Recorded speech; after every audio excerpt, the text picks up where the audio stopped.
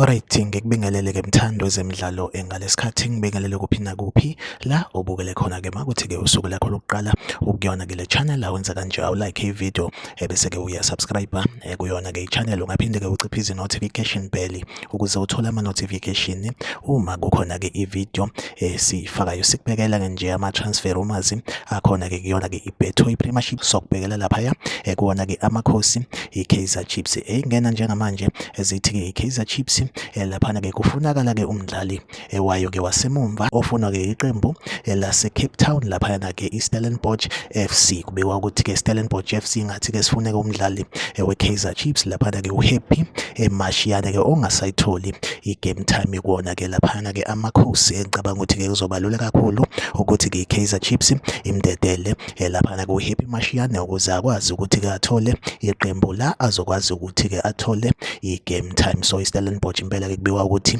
siyamfuna laphana-ke uHappy Mashiyane-ke simfisela inhlanhla ukuthi-ke isicelo-ke se-Stellenbosch FC samukeleke kuwona-ke amakhosi ukuze akwazi ukuthi umfana akwazi ukuthola-ke iqembu azodlala kulona-ke. Iyona update engiyiphethe-ke njengamanje. Like ivideo usubscribe kuyona-ke i-channel. Mina nawe akuhlangabezana kwivideo elandelayo, nisale kahle.